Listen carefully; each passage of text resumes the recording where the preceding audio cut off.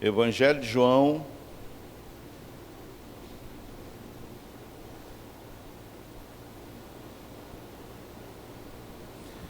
capítulo de número 19. Nós vamos ler alguns versículos. Mantenha sua Bíblia aberta no capítulo 19 do Evangelho de João. O verso de número 17. João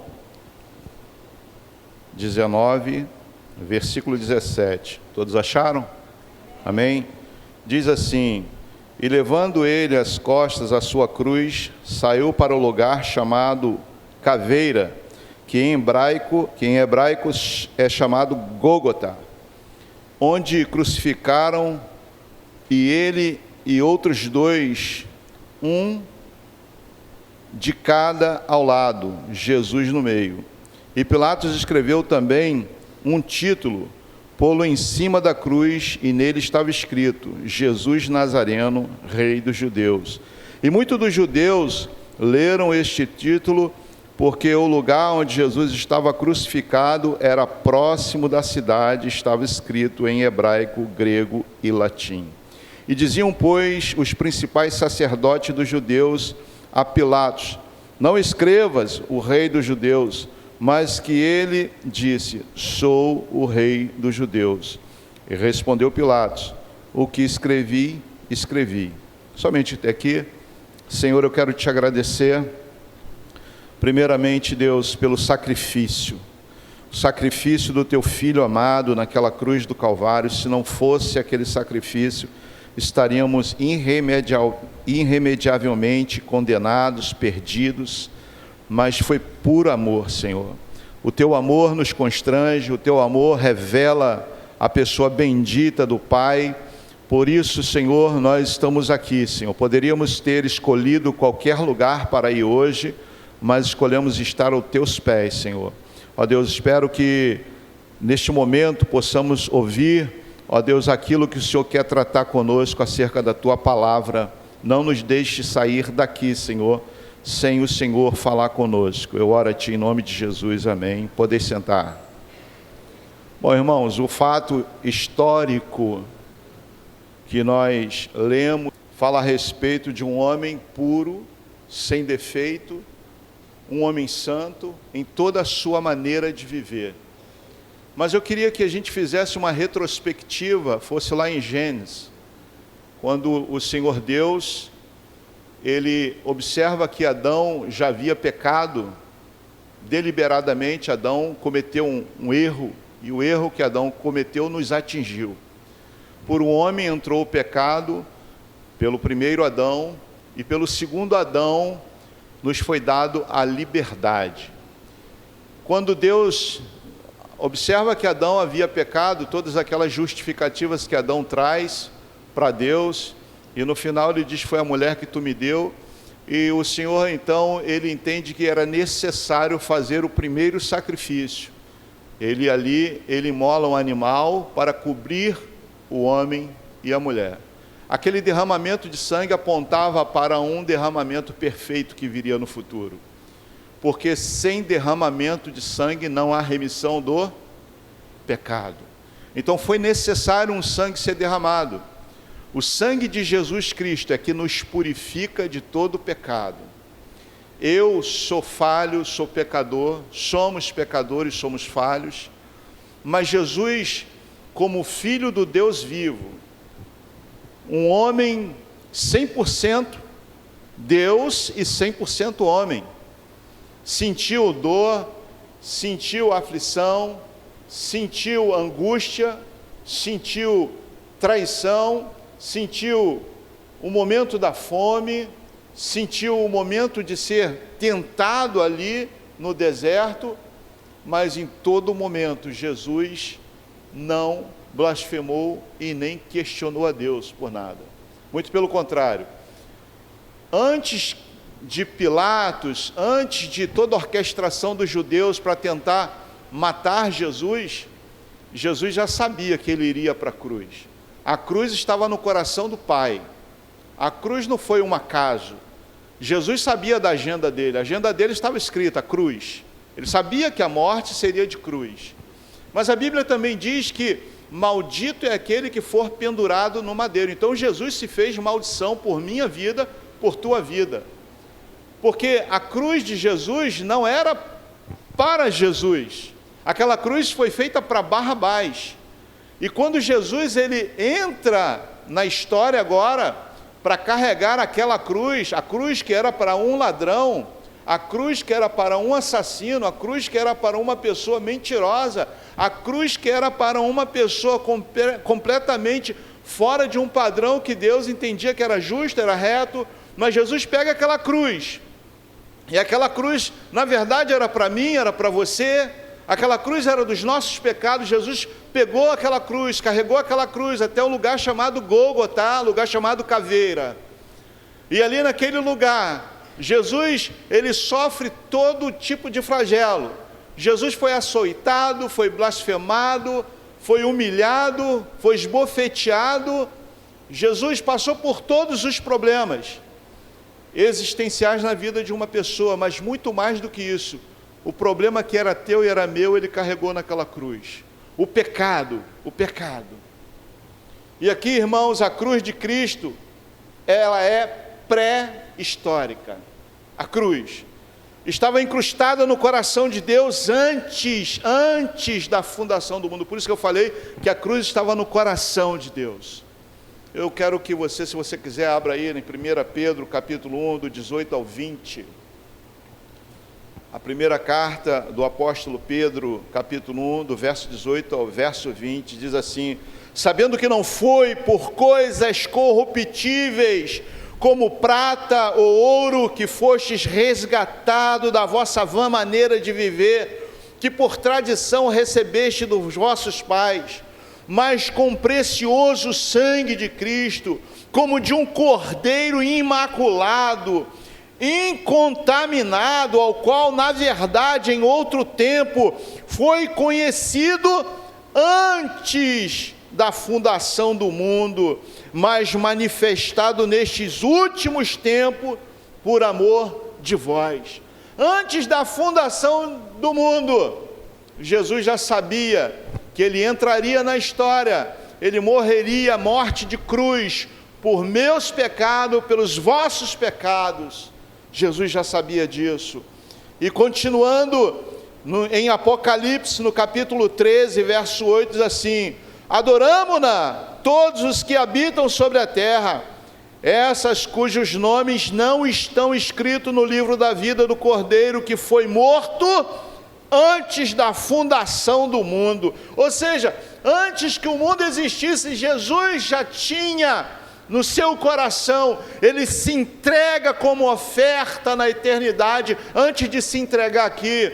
Ele ali, diante daquele tabernáculo, não um tabernáculo terreno, mas um tabernáculo espiritual, Jesus entra e se oferta por minha vida, por tua vida, antes da fundação do mundo. Louvado seja Deus. Em Atos dos Apóstolos, no capítulo de número 2, o verso de número 23, e eis que foi entregue pelo determinado conselho e presciência de Deus, prendeste e crucificaste e mataste pelas mãos de injusto, este que foi entregue pelo determinado conselho e presciência de Deus. O tempo da existência, a eternidade, Jesus entra no tempo, mas antes de entrar no tempo, na presciência de Deus, ele se oferta para que eu e você tivéssemos liberdade. Por isso que eu amo muito o Evangelho de João, no capítulo de número 3, verso 16. Deus amou o mundo de tal maneira. Pensa numa tal maneira. Eu já tentei entender o que é tal maneira.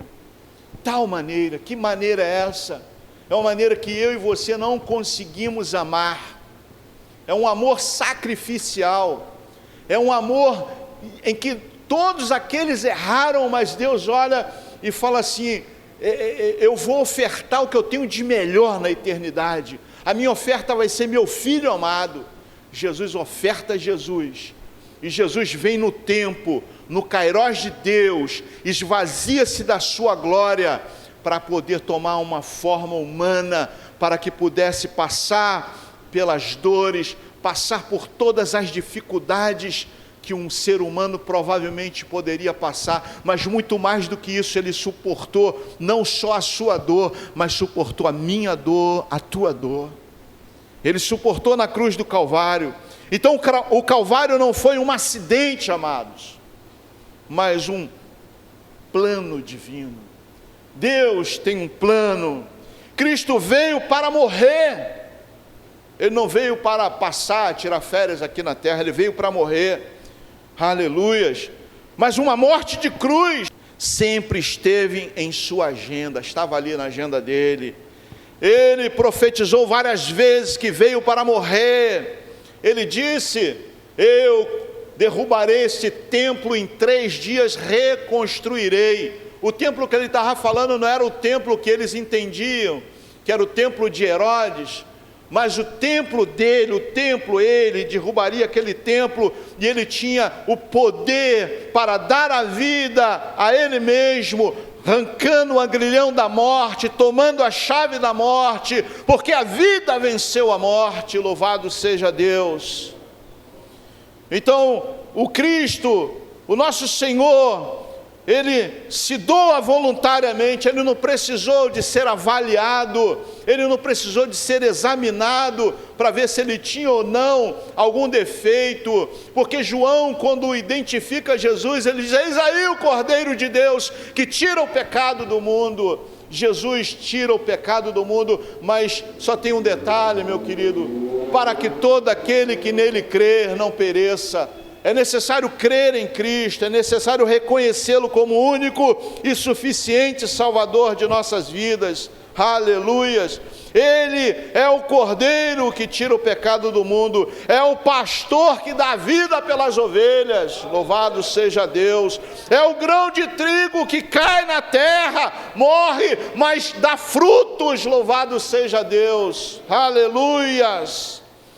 Jesus foi para a cruz não apenas porque os judeus os entregaram por inveja, mas apenas porque Judas o traiu, também não por dinheiro, não apenas porque Pilatos o condenou por covardia. Jesus não foi para a cruz somente por esses motivos. Cristo foi para a cruz porque o Pai entregou por amor de nós.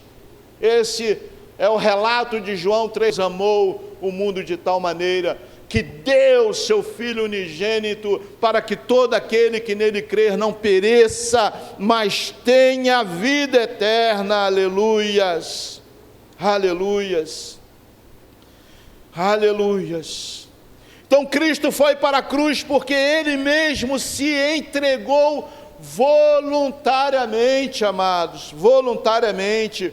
O Calvário é o maior drama da história, é o palco da justiça de Deus. Aleluias, aleluias, de sua consumação, repúdio ao pecado, e também o palco do infinito amor de Deus, pois ali Ele não poupou seu próprio Filho, aleluias, para nos salvar, para nos abrir um novo e vivo caminho. Aleluia. Jesus se entrega como oferta de libação para nossas vidas. Jesus se oferta para rasgar também o véu do templo que estava fechado, mas agora de alto a baixo, apontando que as coisas vêm do alto para baixo. Por isso que ele diz: meu reino não é deste mundo. Ele tem um reino, e nesse reino ele é rei, e nesse reino ele reina. Os reinos da terra caem, mas o reino da glória permanece para sempre. Aleluias, aleluias. Então, depois de Jesus ser sentenciado à morte pelo Sinédrio, amados, por causa de crime de blasfêmia contra Deus e rebelião contra César, era justificativa. Ele está se julgando sendo filho de Deus, mas só existe um Deus, e é César. Agora os próprios judeus estavam questionando Pilatos, porque Pilatos não queria lavar a mão. Agora eles estavam querendo sentenciar Jesus, e dizendo que ele se comparava a César, porque César era rei, e Jesus estava querendo tomar o reinado de César. Por isso que Jesus disse que o meu reino não é deste mundo. As pessoas brigam por poder nessa terra, as pessoas brigam por ostentar alguma coisa nessa terra, mas Jesus não precisou disso, porque ele disse para ele: olha, tudo o que tu tem, todo o poder, foi meu Pai que te deu. Ou seja, tudo que nós somos e temos é por graça e misericórdia de Deus, amados. É por graça e misericórdia. Se não fosse a misericórdia do Senhor, onde estaríamos? Agora eu quero tocar num ponto sobre a gloriosa ressurreição de Jesus. Quero que vocês me acompanhem aí do verso 1, depois nós vamos discorrer, para não ficar muito longo. Pilatos, pois, tomou então a Jesus e o açoitou. E os soldados, tecendo uma coroa de espinho, lhe puseram sobre a cabeça e lhe vestiram de roupa de púrpura.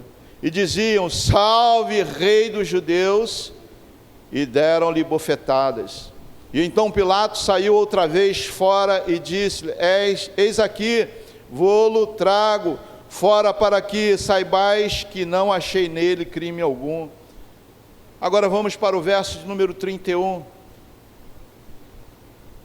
Diz assim: os judeus, pois, para que o sábado não ficassem os corpos na cruz, visto como era preparação, pois era grande o dia de sábado, rogaram a Pilatos que se lhe quebrassem as pernas e fossem tirados. Somente até aqui, irmãos. Primeiro ponto que eu quero que vocês entendam. Então, a pedra removida, no capítulo de número 20, versículo de número 1,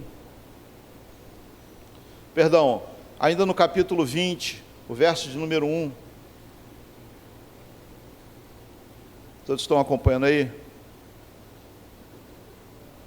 Diz assim: no primeiro dia da semana, Maria Madalena foi ao sepulcro de madrugada, sendo ainda escuro, viu a pedra tirando do sepulcro. Correu, pois, e foi e os outros discípulos, a quem Jesus amava, e disse-lhe: levaram o Senhor do sepulcro, e não sabemos onde puseram.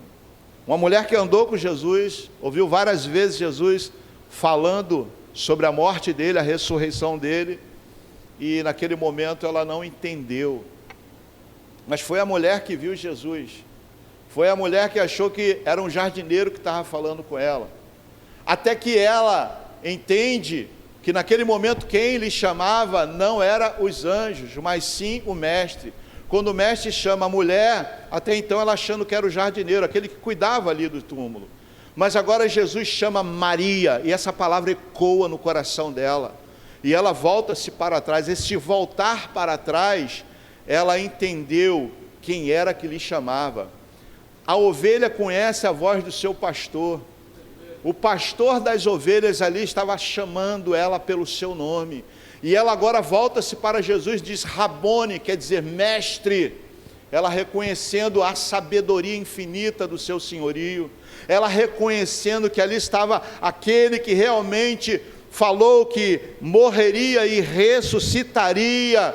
Jesus agora efetiva literalmente o plano da redenção, e essa mulher, Maria Madalena, ela fica alegre, e nessa alegria dela, ela vai para o campo missionário também, avisando aos outros a respeito da morte e da ressurreição de Jesus Cristo. Então a ressurreição de Jesus é a pedra de esquina, é o fundamento do cristianismo, meus amados. Um Cristo vencido pela morte não poderia salvar a si mesmo do mundo, muito menos a nós mesmos. O apóstolo Paulo trata da importância vital dessa magna verdade e afirmou que a morte de Cristo não foi um acidente, nem a ressurreição uma surpresa.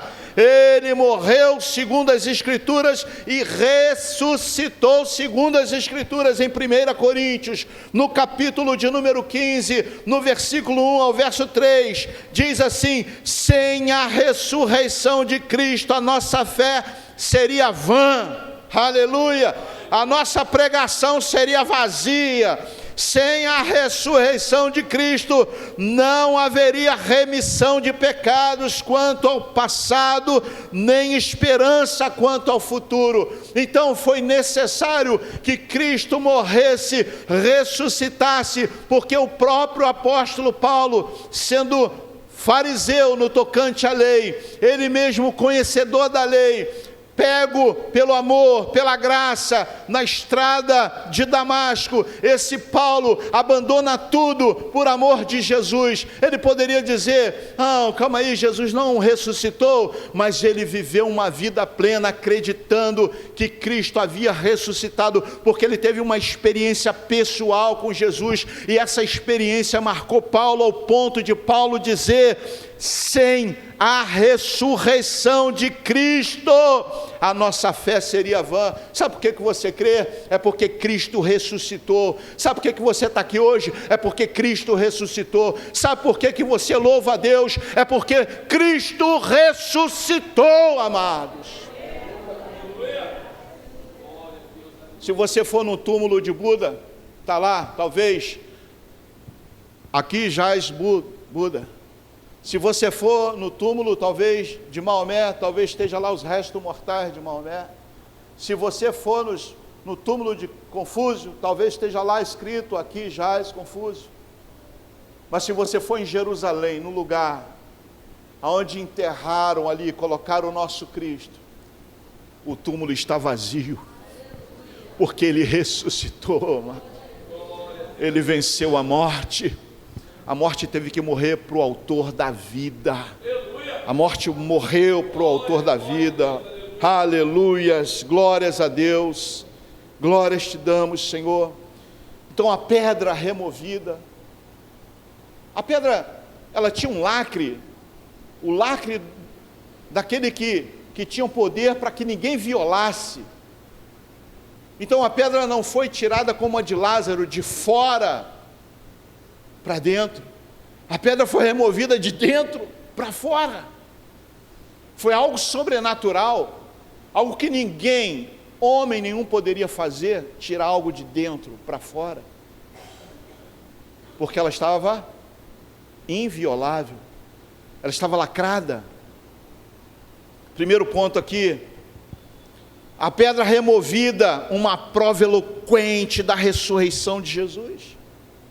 No verso 1 do capítulo 20: e no primeiro dia da semana, Maria Madalena foi ao sepulcro de madrugada, sendo ainda escuro, e viu a pedra tirada do sepulcro.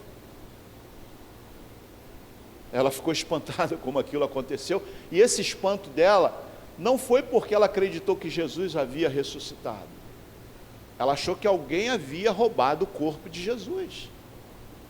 A preocupação dela, que ela chega ao ponto de falar: onde vocês colocaram o Senhor? A preocupação dela era com o corpo. E aqui, irmãos, eu quero abrir um adendo aqui para nós, igreja do Senhor. Nós não devemos nos preocupar com o corpo, se porventura o Senhor nos chamar. Porque esse tabernáculo aqui, um dia ele volta para o pó. Isso é fato. Deus diz: tu és pó e para o pó voltará. Nós voltaremos para o pó. Mas nós temos que entender que aquele que morreu, ressuscitou, ele liberou uma palavra de vida eterna. Quando Maria e Marta estavam desesperadas acerca de Lázaro, que Lázaro havia morrido, já havia 4 dias, Jesus volta, e Marta diz assim: Senhor, se o Senhor estivesse aqui, meu irmão não teria morrido. Jesus volta para ela e diz: eu sou a ressurreição e a vida. Quem crê em mim, ainda que esteja morto, viverá. Saiba de uma coisa: a morte de Cristo, ela nos abriu o acesso para a eternidade. Por isso que Paulo, escrevendo aos Coríntios, ele diz, mas quanto a ter morrido de uma vez, morreu para o pecado. Mas quanto a viver, vive para Deus. Então a nossa vida aqui, nós temos que nos mortificar todo dia, mas viver para Deus. E Paulo ainda escrevendo aos Coríntios no capítulo 15, 1 Coríntios capítulo 15, o verso 58 e diante, ele diz, mas isso que é corruptível, nosso corpo é corruptível. Você começa já, na idade avançada, você já perde toda a tua agilidade. Vai se corrompendo o corpo vai se deteriorando. Eu ouvi falar que o Luiz Antônio jogava bola pra caramba, corria igual um cavalo. Tá? Um cavalo na força de... corria muito. Corre ainda. Joelho aguenta. Joelho aguenta. O teu joelho aguenta correr mais? Não aguenta. Porque a gente vai perdendo. A gente vai ao longo do tempo. Eu não sei vocês, irmãos. Às vezes eu estou sentado no sofá, aí quando eu vou levantar, rapaz, não tinha isso não, o negócio está ficando estranho. Mas por que isso? A idade. Isso é fato, a idade vai chegando, ela vai te carimbando. Tum. Aí você 40, rapaz, 50, outro carimbo. E quando vê, você está todo carimbado. Não é isso? A idade. Então isso que é corruptível, vai se revestir de quê? De incorruptibilidade. Mas isso que é mortal, que morre, vai se revestir de imortalidade. Então, a morte não tem mais a última palavra. A morte não tem, porque Jesus venceu a morte. Jesus venceu a morte, irmãos. Você pode dar um glória a Deus por isso. Jesus venceu a morte. Então o túmulo de Jesus foi aberto de dentro para fora. Jesus arrancou o agrilhão da morte, matou a morte ao ressuscitar dentre os mortos. Você imagina a morte, o terror. Quando dá de cara com o autor da vida, ela teve que se curvar para o autor da vida e reconhecer que ele é detentor de todo o poder. Ela não tem o poder de matar aquele que diz que entrega e toma a vida. Jesus não precisou falar para a morte, morte, eu vim aqui pedir minha vida emprestada novamente, não. Tome minha vida. Tomar a vida.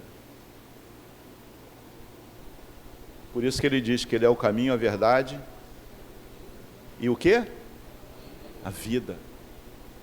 Caminho verdadeiro, verdade absoluta e vida. Vida, quem anda com Jesus tem vida. Vida.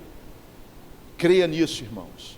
Segundo ponto, a remoção do corpo, uma credencial infundada, no verso 22, diz assim: correu, pois, e foi Simão Pedro e ao outro discípulo a quem Jesus amava, e disse-lhe: levaram o Senhor do sepulcro e não sabemos onde puseram. Está perdido. Aqui, Maria Madalena é destacada no primeiro relato da ressurreição de cada um dos 4 evangelhos, mas só aqui ela aparece sozinha.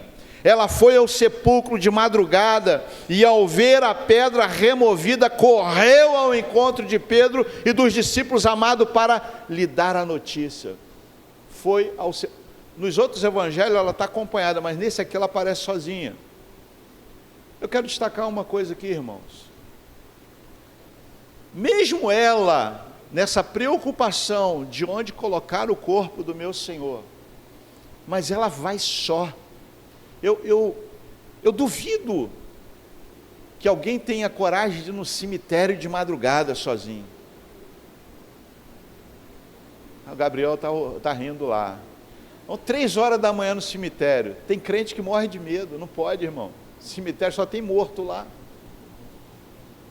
Qual é o problema de ir lá? Mas essa mulher, ela não tinha medo. Ela foi. E ela estava acreditando que alguma coisa poderia ter acontecido. mas a preocupação dela maior era com o corpo de Jesus. Então, entretanto, no coração dela só havia uma possibilidade: alguém teria tirado o corpo do Senhor do sepulcro, e eles não sabiam onde haviam colocado. Os olhos de Maria e dos discípulos ainda não tinham sido abertos. Você sabe que tem gente que tem os olhos ainda fechados acerca de Jesus? Tem pessoas que não conseguem enxergar que Jesus morreu, ressuscitou, Jesus vive, Jesus reina. Tem pessoas que ainda está com escama nos olhos. Será que Jesus pode fazer isso mesmo? Quando a gente cria isso, a gente cria uma dúvida a respeito do senhorio dele. Quando nós colocamos em questionamento, será que Jesus, ele pode curar? Nós estamos colocando em questionamento o poder dele. Será que Jesus, ele pode mudar a minha vida? Nós colocamos em questionamento. Jesus, ele é autor e consumador da fé.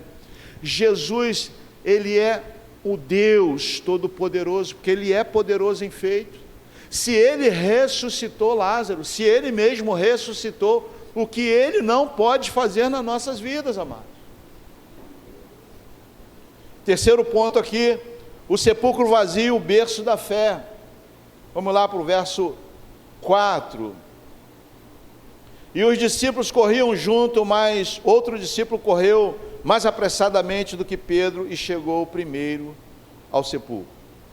E baixando-se viu o chão, os lençóis, todavia não entrou. E chegou, pois, Simão Pedro, que seguia, entrou no sepulcro e viu ao chão os lençóis, e que os lenços que tinha estado sobre a sua cabeça não estava com os lençóis, mas enrolado num lugar à parte. Eu dei uma pesquisada sobre esse no lugar à parte.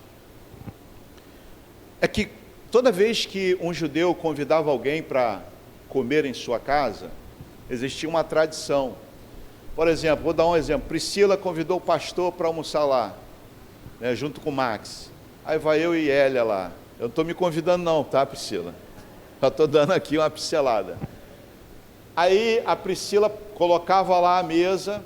Na tradição judaica, eles tinham o hábito de dobrar. Por exemplo, se eu quisesse levantar e ir ao banheiro, eu pegava os lenços que estavam ali sobre a mesa e eu dobrava ele. Aquilo indicava que eu voltaria. Eu vou ao toalete, mas eu volto, tá? E ela não recolheria, porque eu ainda estava com fome, queria comer mais. Quando Jesus morre, olha o detalhe, irmãos, ele tem o trabalho de colocar os lenços dobrados. Ele estava dizendo assim: olha, eu voltarei. Ele estava dizendo, eu voltarei. Para quem sabia ler, um judeu, aquilo ali, ele falou assim: ele está dizendo que volta, rapaz. Ele venceu. Jesus venceu a morte. Meu irmão, isso é algo tão tremendo. Terceiro ponto, o sepulcro vazio, o berço da fé. João e Pedro correram ao sepulcro. O discípulo amado, por ser mais jovem, é claro, o jovem vai correr mais do que uma pessoa mais madura, e chegou primeiro. Porém, Pedro entra no túmulo. João ficou meio desconfiado, mas Pedro entrou no túmulo. E ali vem 2 lençóis que cobriam, e estava diante dele mais contundente evidência da vitória de Cristo sobre a morte. Jesus estava dizendo assim: ó, eu vou voltar. Os lençóis os lenços, né, era símbolo bem dobrado, porque se tivesse a parte só de qualquer jeito, não estava dizendo nada, mas o trabalho de dobrar e colocar, estava dizendo que voltaria. O túmulo vazio, quarto ponto, olhar para dentro com lágrimas. Aqui eu vejo uma expressão de Maria sentindo, né, ainda a perda do seu mestre. Então ela olha para dentro com lágrimas. Maria Madalena olha para dentro do túmulo e vê 2 anjos vestidos de branco, sentados onde o corpo de Jesus estava. E eles perguntaram: mulher, por que choras? Pergunta dos anjos. E ela respondeu: porque levaram meu Senhor e não sei onde puseram. Maria chorava porque o túmulo vazio ainda não era para ela a evidência absoluta da ressurreição. Jesus falou que ele morreria e ressuscitaria, mas o túmulo estava vazio. Ela ainda não entendeu que era a evidência da ressurreição.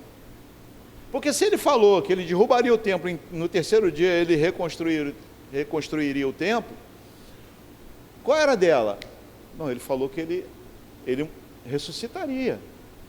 Então o túmulo vazio é porque ele ressuscitou, só que a ficha não tinha caído. Sabe, Deus às vezes faz uma promessa para a gente recebe a promessa e ainda fica desconfiando. Está igual Pedro na cadeia, as mulheres orando, e uma menina lá fala assim: olha, o apóstolo Pedro está aí na porta, aí batendo aí. Ó menina, como assim? Fica quieta, nós estamos em oração. Mas você não está orando? Você não acreditou pela tua oração, pedir para libertar Pedro? Aí, quando a gente ora e Deus abençoa, a gente ainda fica desconfiado. Foi o que Maria Madalena, o texto aqui mostra que Maria Madalena ainda estava com escama nos olhos. Então Maria olhou para trás e viu Jesus em pé, agora, e não reconheceu. Jesus às vezes está próximo de nós não reconhecemos a proximidade dele conosco, irmãos. Sabe, às vezes ele está nos chamando e nós estamos com a nossa audição tão tapada, nós não conseguimos ver além daquilo que a gente queremos enxergar. Foi como Maria Madalena, ela não conseguiu ver além daquilo que ela queria enxergar. Talvez um pouco de incredulidade. Jesus lhe faz a mesma pergunta que os anjos. Eu estou finalizando, quero que você pare um pouquinho e reflita. Mulher, por que chora? Quando ele fala mulher, até aí ela pensou talvez que fosse um jardineiro, né? E acrescenta: por quem procuras? Quem você está procurando? Maria, ainda com os olhos da alma fechados, ao maior de todos os milagres, a ressurreição de Cristo, os olhos dela estavam fechados. Pensou ser o jardineiro e respondeu: Senhor, se tu levaste, diz-me aonde puseste e eu o levarei. Agora, nesse momento, o bom pastor, que conhece as suas ovelhas, ele dirige-se a ela, chamando pelo nome dela. E ele muitas das vezes nos chama pelo mesmo nome. Deus está te chamando pelo nome. Maria, e ela voltou-se e diz, em hebraico, Rabone, que quer dizer mestre. Agora ela treme, estremece, porque as escamas lhe são tiradas dos olhos. Existe um momento na nossa vida que nós precisamos ouvir Jesus falar conosco de uma maneira tão expressiva, porque passamos por dificuldade, passamos por lutas, passamos por momentos difíceis, mas não conseguimos identificar a voz dele. Os discípulos estavam passando por uma luta, um mar encapelado, Jesus vinha andando sobre as águas, e eles achando que era um fantasma, não conseguem identificar Jesus, confunde Jesus com outras coisas. Qual é a nossa centralidade nesse tempo, irmãos? Não podemos tirar o foco de Jesus, não podemos confundir Jesus com uma pessoa normal, não podemos confundir Jesus, aquela cruz desceu, verteu sangue daquela cruz, do corpo de Jesus. Jesus é o símbolo, aquela cruz é o símbolo maior, né, do sacrifício dele por minha vida, por tua vida. Não foi um coelhinho que morreu, não foi um coelhinho que morreu, não foi um ovinho de Páscoa, que dizem ser ovo de Páscoa, que simboliza aquele sangue que desceu naquela cruz. Foi um sangue remidor, foi um sangue purificador que verteu naquela cruz, que nos libertou. O sangue de Cristo nos liberta de todo o pecado, o sangue dele, porque era necessário ele derramar seu sangue, para que eu e você tivéssemos acesso hoje ao trono da glória de Deus. Vamos ficar de pé, irmãos?